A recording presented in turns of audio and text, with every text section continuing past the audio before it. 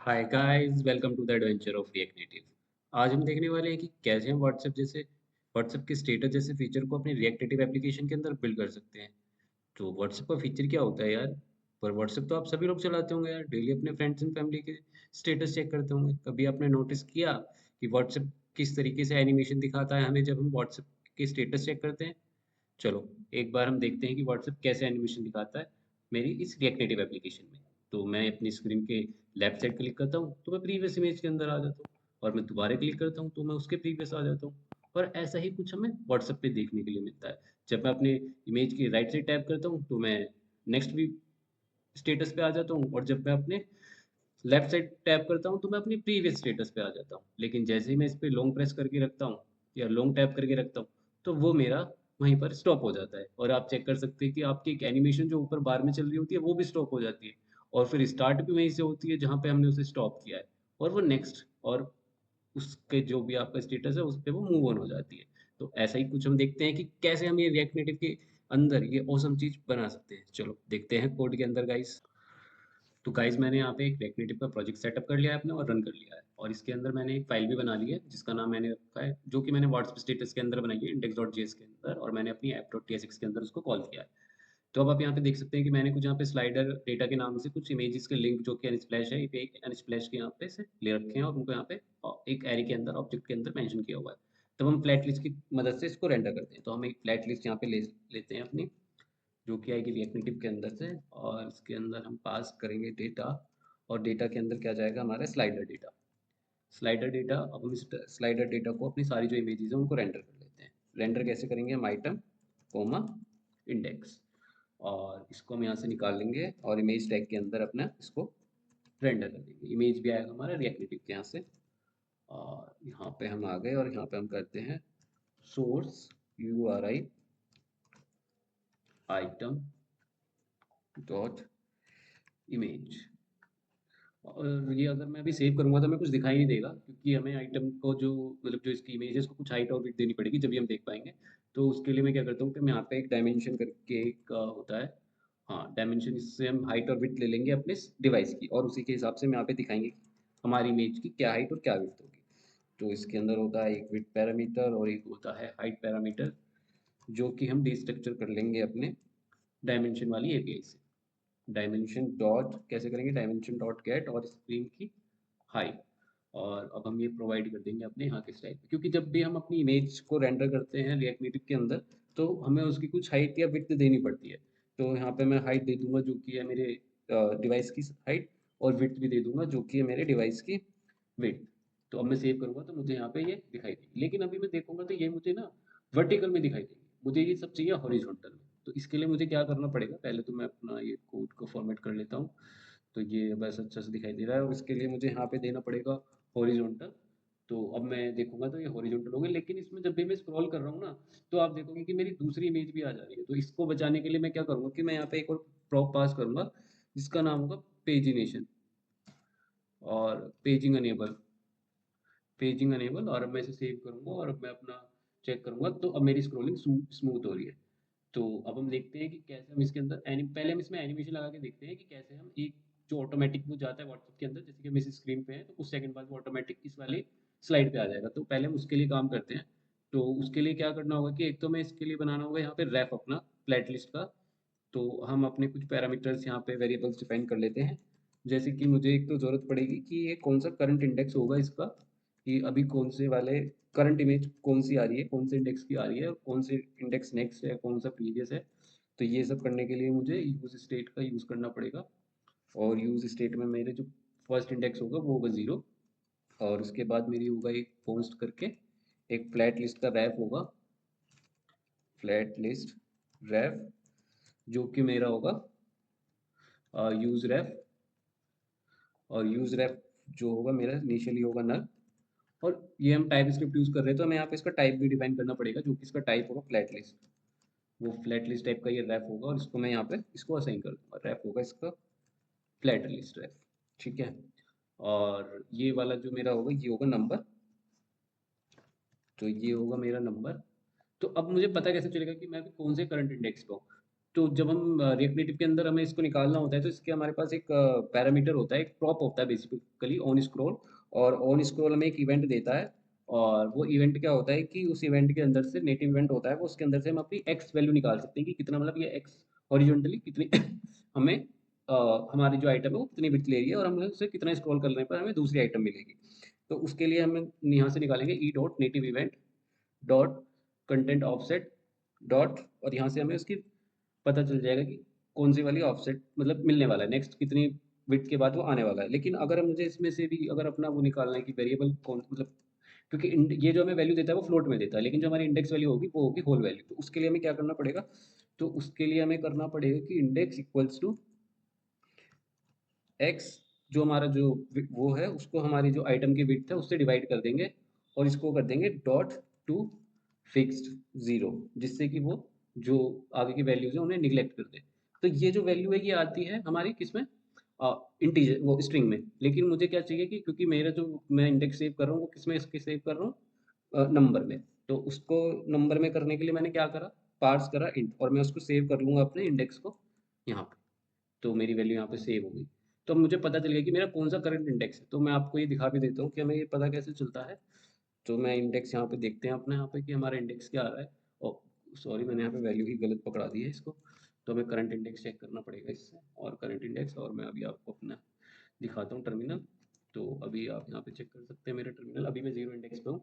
और जैसे ही मैं स्क्रॉल करूँगा मैं सेकंड इंडेक्स, और ये वैल्यू टू, थ्री इंडेक्स और फोर इंडेक्स, इस तरीके से ये सबके इंडेक्स यहाँ पे अपडेट हो रहे हैं। तो ठीक है, अब हम आगे बढ़ते हैं, इंडेक्स हमें मिल रहे हैं।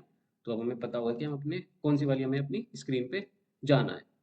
तो आगे की हम फंक्शनलिटी बिल्ड करना स्टार्ट करें। इस स्लाइड से कुछ सेकंड बाद इस स्लाइड में जाना है तो हमें एक एनिमेटेड वैल्यू का यूज़ करना पड़ेगा। तो एनिमेटेड जो है वो एपीआई में ऑलरेडी रिएक्ट नेटिव पे अपनी प्रोवाइड कराता है, हम रिएक्ट नेटिव रीएनिमेटेड लाइब्रेरी का भी यूज़ कर सकते हैं। लेकिन मैं यहाँ पे जो यूज़ करूँगा वो रिएक्ट नेटिव की ही नेटिव जो एनिमेटेड की एपीआई है उसी का इस्तेमाल करूँगा। तो उसके लिए मैं यहाँ पे एक वेरिएबल बना लेता हूँ, वेरिएबल का नाम होगा progress. Progress equals to use ref से हमारी वो वैल्यू आएगी। यूज रेफ में मैं क्या लूँगा, न्यू एनिमेटेड, जो कि मेरा आएगा रिएक्ट नेटिव से, animated dot value, sorry dot value. और वैल्यू मेरी इनिशियल वैल्यू मुझे यहाँ पे पास करनी पड़ेगी जो कि होगी जीरो, और मैं यहाँ से इसको डॉट करके निकालूंगा करंट वैल्यू इसकी। ठीक है ना। तो अब मेरे पास एक वैल्यू पता चल गई, और अब मुझे क्या करना होगा कि अब मुझे चेक करना होगा कि मैं मतलब कि अपने जो प्रोग्रेस स्टार्ट कर पाऊँ नेक्स्ट स्क्रीन की जाने की। तो मैं यहाँ पे स्टार्ट करूँगा, स्टार्ट इक्वल्स टू दिस, और मैं यहाँ पे एक पास कर लेता हूँ कि मेरी ड्यूरेशन क्या होगी, जो मेरा एनिमेशन की ड्यूरेशन होगी वो होगी मेरी कुछ 5000 मिली सेकेंड, जो हम यहाँ पे देंगे वो मिली सेकेंड के अंदर देंगे। और हम यहाँ से स्टार्ट करेंगे एनिमेटेड डॉट, एनिमेटेड एनिमेशन चलेगी, वो मिल गई, ये रहा एनिमेशन ये वाला। इसके अंदर सबसे पहले तो मुझे दो पैरामीटर पास करने होते हैं। पहले तो मुझे अपनी प्रोग्रेस वैल्यू स्टार्ट देनी पड़ती है कि मेरी progress value, current progress value क्या है, कि जीरो है कि क्या है, वो वैल्यू देनी पड़ती है। और दूसरा इसके अंदर एक ऑब्जेक्ट पास करना होता है जिसके अंदर हमारी किस वैल्यू तक ये जाएगा, किस वैल्यू तक जाएगा, वन वैल्यू तक जाएगा। ड्यूरेशन क्या होगी इसकी, जो कि ड्यूरेशन मैंने पास करी है वो इसकी ड्यूरेशन होगी। और इसका एक तो थर्ड वैल्यू होती है, इसकी थर्ड वैल्यू होती है कि हमें नेटिव ड्राइवर यूज़ करने हैं कि नहीं करने। तो वो होता है यूज़ नेटिव ड्राइवर, जो कि हम रिएक्ट नेटिव में कर लेते हैं फोर्स। ठीक है ना। और जब ये एनिमेशन फिनिश हो जाती है, कॉल बैक पास करना होगा, जो कि हमें एक फिनिश नाम का एक FIN फिनिश नाम का एक मतलब कि एनिमेशन फिनिश हुई है कि नहीं हुई है उसके हमें यहाँ पे एक वैल्यू पास करेगा। तो मैं यहाँ पे एक पास कर लेता हूँ FI go to next screen पे, गो टू नेक्स्ट। नेक्स्ट कौन से वाली होगी, जो भी हमारी इसके बाद होगी। सपोज कि मैं अभी इस पे हूँ, 5 सेकंड चली ये वाली एनिमेशन, और वो अपने आप ही इस पे मूव हो जाएगा, सेम इसके साथ, सेम इसके साथ। जब तक मेरी सारी स्क्रीन कंप्लीट नहीं हो जाएगी जब तक वो ऐसे करता रहेगा। कहते हैं अपना गो टू नेक्स्ट फंक्शन। तो गो टू नेक्स्ट फंक्शन कैसे बनाएंगे हम अपना, फटाफट से हम गो टू नेक्स्ट स्क्रीन वाला फंक्शन बना लेते हैं अपना, गो टू नेक्स्ट। और इसके अंदर हमें कोई पैरामीटर नहीं मिलने वाला अभी के लिए। तो इसके अंदर क्या होगा कि इफ़, तो अब नेक्स्ट के लिए भी मुझे सेम यही कंडीशन लगानी पड़ेगी कि ये नेक्स्ट पे जाए कि नहीं जाए, क्योंकि जब तक ये कंडीशन वैलिड नहीं होगी। सपोज कि मेरे पास वैल्यू तो सिर्फ 5 ही है और मेरी यहाँ पे आ जाती है 6, तो मेरा ये हो जाएगा फेल।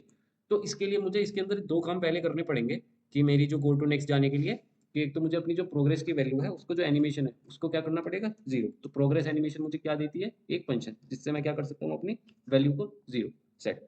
और इसके बाद मुझे क्या करना पड़ेगा कि जो मेरी फ्लैट लिस्ट है उसके अंदर जो करंट वैल्यू है उसके अंदर जो स्क्रॉल टू इंडेक्स वाला जो फंक्शन है उसके अंदर मैं क्या पास करूंगा, एनिमेटेड डॉट ट्रू, कॉमा किस इंडेक्स पे जाना चाहिए, वो कौन सा इंडेक्स होगा गाइस, वो जो मेरा करंट इंडेक्स है उससे नेक्स्ट इंडेक्स पे। तो ये मेरा नेक्स्ट इंडेक्स होगा। और जैसे ही मेरा ये चेंज होगा तो मुझे क्या करना पड़ेगा कि जो मेरा करंट इंडेक्स है उसकी जो प्रीवियस वैल्यू है, सॉरी गाइस, उसकी जो प्रीवियस वैल्यू है उसको 1 से मैं इंक्रीमेंट कर दूंगा। तो अब वो मेरा क्या होगा कि अपने आप ही जो करंट इंडेक्स है वो भी अपडेट होता चला जाएगा और वैल्यू भी अपने नेक्स्ट स्क्रीन पे जाती रहेगी। लेकिन यार मैं इसे चलाऊंगा कैसे? मुझे इसको भी तो रन करना पड़ेगा अपने इस वाले फंक्शन को जो मैंने स्टार्ट प्रोग्रेस एनिमेशन वाला फंक्शन बनाया है। इसके लिए मैं क्या करूंगा? तो इसके लिए मैं यूज करूंगा यूज इफेक्ट का। यूज इफेक्ट का यूज कैसे करेंगे? यूज उसको सेव कर लेते हैं। तो अब हम देखते हैं कि 5 सेकंड रोक के क्या होता है। क्या ये हमारी स्क्रीन मूव करती है कि नहीं करती? ये तो मूव कर गई। क्या अब ये आगे मूव करेगी गाइस? आपको लगता है कि करेगी कि नहीं करेगी? बताओ गाइस। तो गाइस ये तो मूव नहीं कर रही है। पर ऐसे क्यों हो रहा है? क्योंकि मैंने जो हमारा यूज इफेक्ट है इसके जो एरे डिपेंडेंसी, इसके अंदर कुछ डिपेंडेंसी तो पास ही नहीं करी है गाइस। तो ये हमारा सिर्फ फंक्शन एक बार चलेगा और स्टॉप हो जाएगा, क्योंकि यूज इफेक्ट के अंदर जो भी फंक्शन लिखा होता है अगर हम कोई डिपेंडेंसी पास नहीं कर रहे होते तो वो एक ही बार चलता है। तो अगर मुझे इसे बार बार चलाना है तो क्या करना होगा? तो ये चलना कब कब चाहिए? जब जब मेरी करंट इंडेक्स की वैल्यू चेंज हो रही हो। तो क्या मेरी करंट इंडेक्स की वैल्यू मैं हर बार अपडेट कर रहा हूँ ना, तो मैं यहाँ पे पास करूंगा करंट इंडेक्स। और अब मैं जैसे ही इसको सेव करूंगा तो आप देखोगे कि ये बाय डिफॉल्ट हर 5 सेकंड में वन बाय वन क्या करता रहेगा, स्क्रीन अपने आप ही अपडेट करता रहेगा। और आप देख सकते हैं जैसे कि मूव कर रही है। इस स्क्रीन का बहुत आसान है गाइस। प्रीवियस स्क्रीन का हमें सिर्फ क्या करना है कि हम ये वाला कॉपी करते हैं अपना फंक्शन और इसको करते हैं हम यहाँ पे पेस्ट और हम यहाँ पे लिखते हैं प्रीवियस, PREV, प्रीवियस। और जो हमारी वैल्यू है ना करंट इंडेक्स की, बस वो क्या होना चाहिए कि वो जीरो से बड़ी होनी चाहिए गाइस। क्योंकि जीरो पे अगर हम होंगे और हम क्लिक करेंगे तो वो क्या नहीं होगी, वहाँ पे जा नहीं पाएगी। जीरो माइनस वन क्या होगा? -1। और ऐसी कोई वैल्यू एग्जिस्ट करती नहीं होगी। और मैं यहाँ पे क्या कर दूंगा? -1। ठीक है ना गाइस? तो अब हम क्या करते हैं कि अब हम अपने लिखते हैं कोड नीचे की साइड की। हम अपनी स्क्रीन के लेफ्ट साइड में क्लिक करें और राइट साइड में क्लिक करें तो क्या काम होगा कि हमारी नेक्स्ट स्क्रीन पे जाए और हमारी। तो गाइस मैं उसके लिए क्या करूँगा कि ना मैं यहाँ पे ना अपनी एक व्यू को ऐड करूँगा। और उसके लिए मैं क्या करता हूँ कि यार सीएसएस लिखने में काफ़ी टाइम लग जाएगा, तो मैंने ऑलरेडी अपनी सीएसएस लिखी हुई है जो कि मैं यूज़ करने वाला हूँ, जो कि मेरी स्टाइल शीट है जो कि मैं यूज़ करने वाला हूँ इसके अंदर। उसको मैं यहाँ कॉपी कर लेता हूँ, पेस्ट कर लेता हूँ और आप इसको देख सकते हैं यहाँ पे, जो कि मैंने यहाँ पे एक पास करा है ओवरले, जो कि पूरी की पूरी व्यू होगा जिसके अंदर मेरे जो लेफ्ट और राइट वाले व्यू होंगे। और ये मेरे बार कंटेनर के जो कि ऊपर बार दिखाई देंगे जैसे कि हमें व्हाट्सएप की स्क्रीन में दिखाई देते हैं, उनकी जो भी एनिमेशन जो भी उनकी स्टाइल शीट है वो यहाँ पे लिखी हुई है। तो सबसे पहले मैं क्या करता हूँ कि मैं अपने लेफ्ट और राइट साइड वाला व्यू तैयार कर लेता हूँ। तो उसके लिए मैं एक व्यू बनाता हूँ और व्यू मेरा क्या होगा कि मेरा पूरा का पूरा व्यू जो मेरी फ्लैट लिस्ट है उसको कवर कर ले बाय 100% विड्थ और हाइट। और उसके लिए मुझे क्या करना पड़ेगा कि मुझे अपनी ओवरले वाली जो स्टाइल शीट है वो देनी पड़ेगी। और इसके अंदर ना मेरे गाइस दो व्यू, मेरे दो टचेबल विदाउट फीडबैक हो गए। Touchable without feedback. तो मैं इनका यूज़ करने वाला हूँ क्योंकि ये हमें 3 प्रॉप्स प्रोवाइड करते हैं। और वो 3 प्रॉप्स क्या हैं गाइस कि वो एक पहला प्रॉप है ऑन प्रेस, दूसरा प्रॉप है ऑन लॉन्ग प्रेस और तीसरा प्रॉप है ऑन प्रेस आउट। तो मैं अभी फिलहाल मैं आपको ऑन प्रेस का ही दिखाऊंगा कि वो कैसे काम करता है और फिर हम अपने अगले अगले स्टेप में देखते हैं कि हम ऑन प्रेस आउट का कैसे यूज़ करते हैं और ऑन लॉन्ग प्रेस का कैसे यूज़ करते हैं। तो ये वाला गाइस जो हमारा पहला वाला व्यू होगा ये होगा हमारा लेफ्ट साइड का। तो इसको हम देंगे लेफ्ट स्टाइल वाला अपना एनिमेशन। और इसको मैं फटाफट से अपना कॉपी कर लेता हूँ यहाँ पे और इसको मैं यहाँ से देता हूँ राइट साइड। ये वाला मेरा क्या होगा? राइट साइड वाला व्यू होगा। ठीक है, तो अब मेरे को यहाँ पे पहला प्रॉप में पास करता हूँ। तो जब मैं अपने राइट साइड लेफ्ट साइड वाला सॉरी लेफ्ट साइड वाले पे क्लिक करूँ तो मुझे कहाँ जाना है? Go to previous.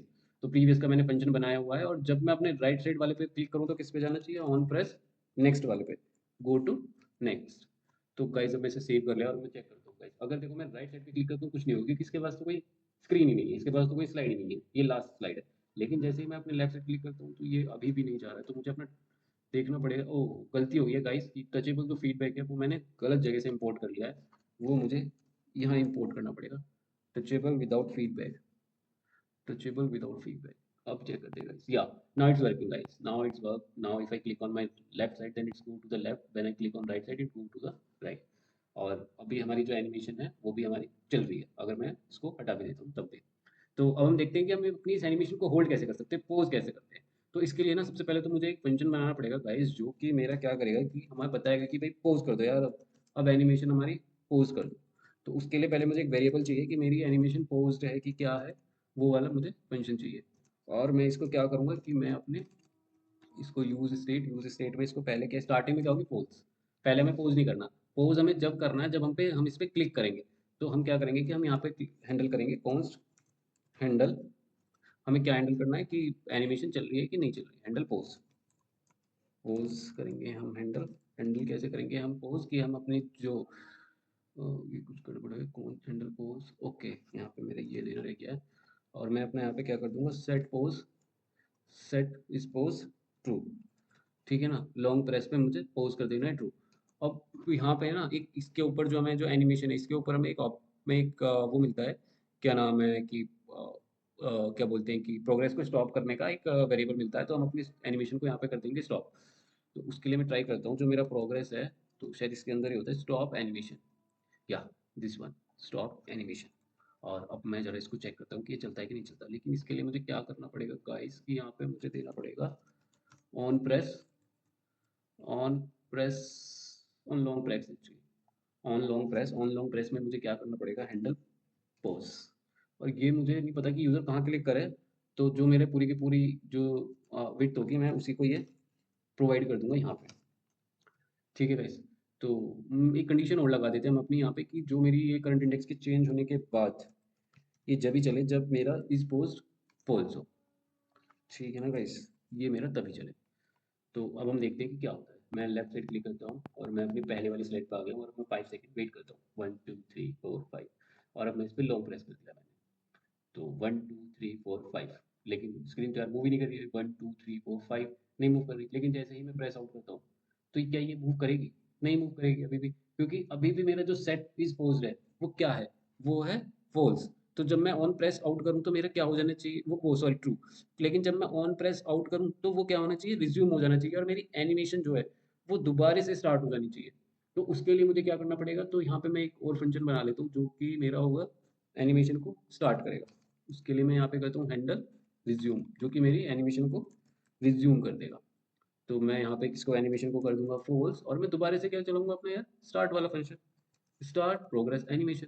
तो अब क्या होगा कि ये चलने लगेगा। तो लेकिन अभी मुझे क्या करना पड़ेगा कि मुझे ये अभी चलेगा नहीं एक्चुअली गाइस।